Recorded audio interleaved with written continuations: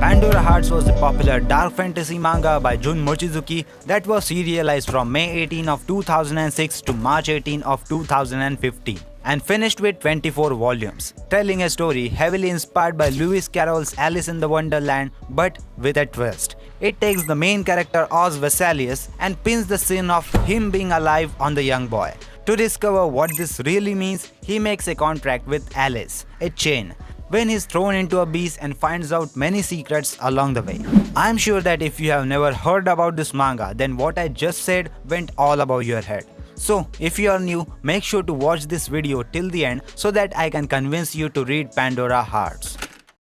Someone once said, the place is engulfed in darkness. However, that does in no way means that there was never any light.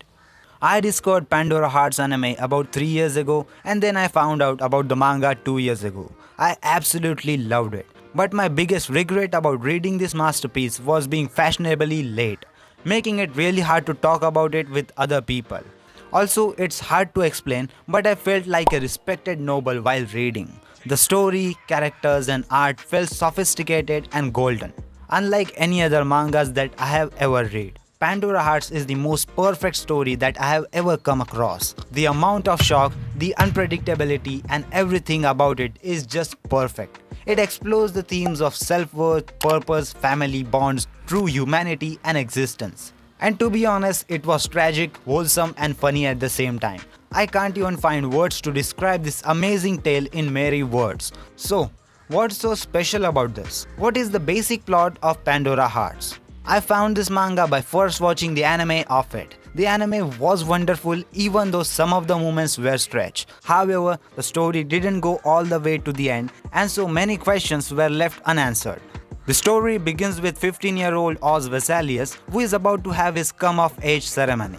Things go horribly wrong and he is dropped into an abyss, another mysterious dimension. And inside this abyss, beings called as chains live.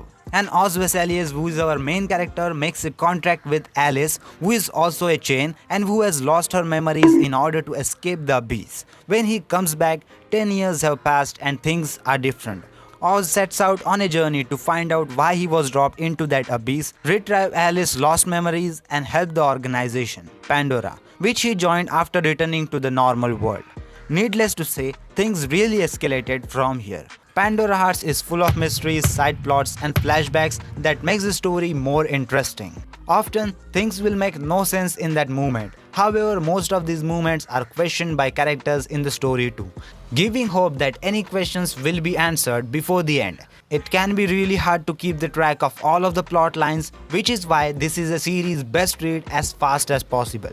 Every question is answered by the end, usually to a satisfactory degree. Plot-wise, there's a lot of things we need to follow.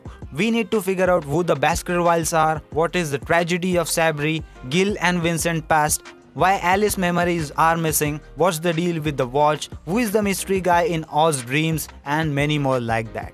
Which is why this story has a lots of plot lines to follow up. Pandora Hearts is a really complicated psychological dark fantasy with a lot of plot twists.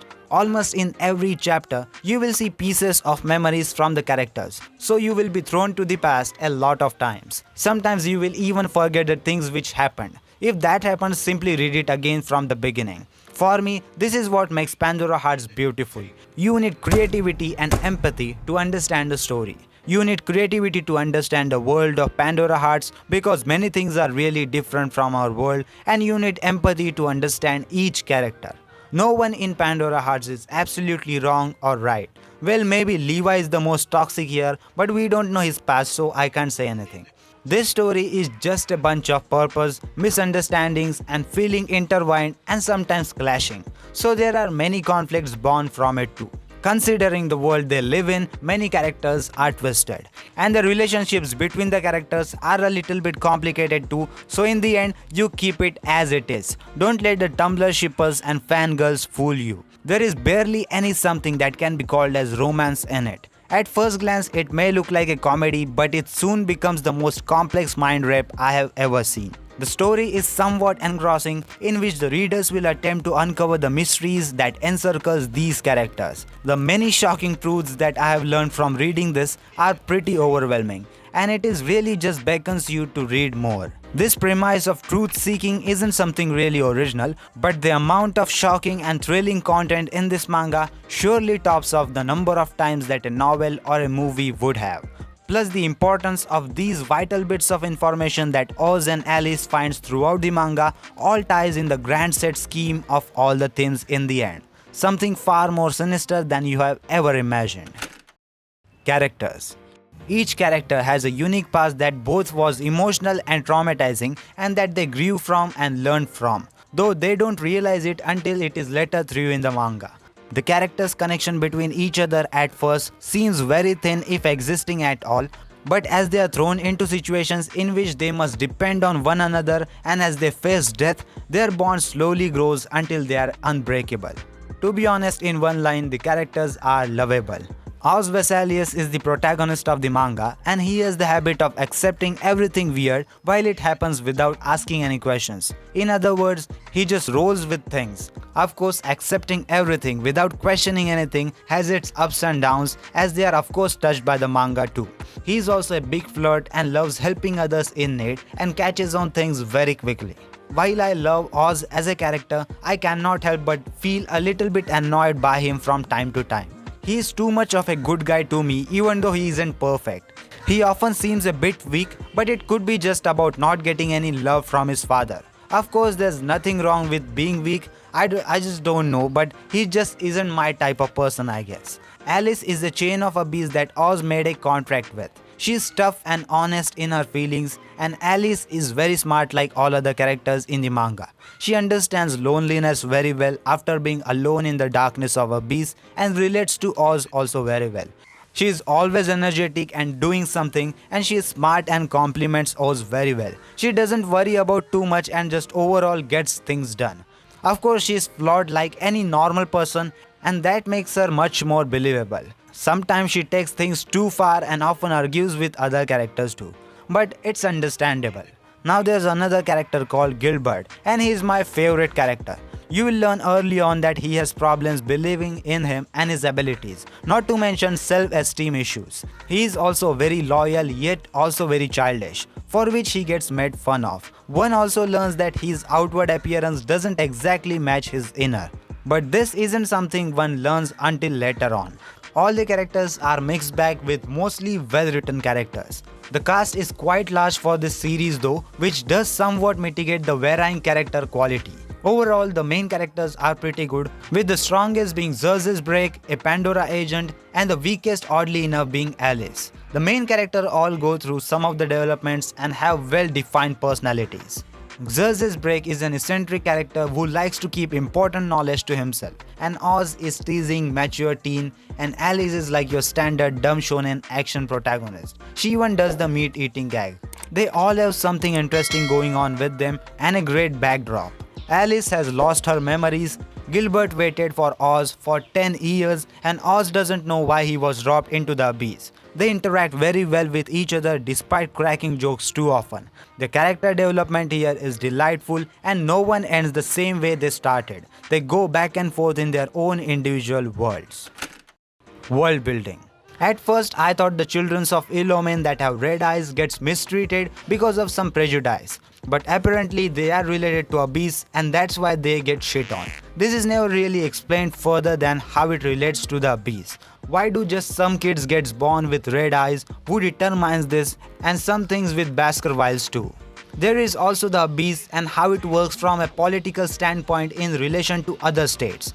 Though the Abyss is an only this country thing, there is no mention of the outside world and what they think of it. Remember that I am not expecting answers to questions such as where did this Abyss come from? But the world seems so tiny because of this, which bothers me a lot. Think of like Full Metal Alchemist. That seems like the properly large and fleshed out world breathing life form in all corners. Or the world of Made in Abyss, which is one of my favorite world buildings of all time too. So comparing this with them makes this world building feel really null to me. Hence, it wasn't something of extraordinary. Art. Before talking about the art, I would like to talk about paneling and space.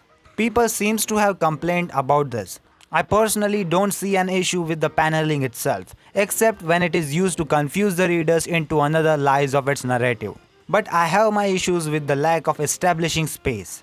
Pandora Hearts has a very little background art, and it's kind of its detriment. In one of the scenarios, Oz and gang enter a room and apparently it's a trick with the mirrors. But you don't actually see the mirrors until the second Oz points at it. The entire space in the moment was unreadable or understandable for me as a reader. Hence the action is outright bad. Who ams where did they come from, how big is anything right now, and many questions like this makes it a rough read. And that's why because of the missing backgrounds, it really fails to take you into their world. The art is lovely and well done, but there are a few times where it gets a little bit sloppy. These tends to be more noticeable if one comes from an anime that have brushed up and covered all of these mistakes. But there are very few points where even though I enjoyed the artwork pretty much, there were times I was a bit turned off. But again then I would come across an extremely good piece of art and it would go back and forth like this, except that the art is really good. And again, except for the lack of backgrounds, I really like the clothing, the hair and the character designs. I think the manga looks overall very good and the color pages are flat out gorgeous.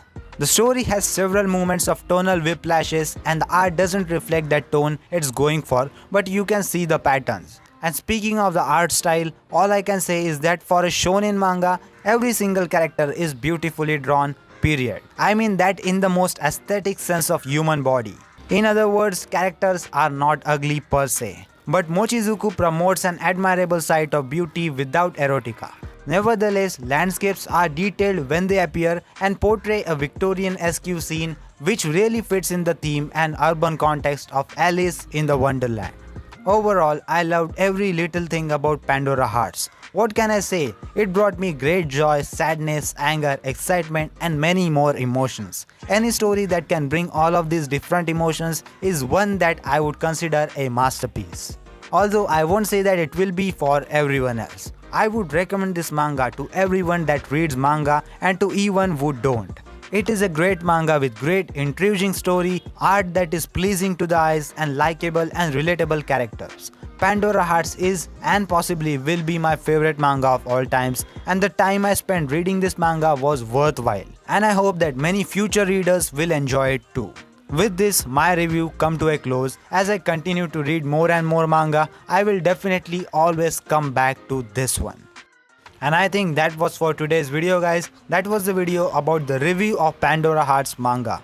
What are your thoughts about this manga? Let me know your thoughts in the comment section down below. And if you enjoyed this video, then don't forget to like this video and subscribe to my YouTube channel because I post daily anime content about top 10 top 5 listings, anime reviews, recommendations, news, theories and all sorts of anime content on daily basis. So if you enjoyed, please subscribe, and that was it, and I will see you in the next one. Sayonara.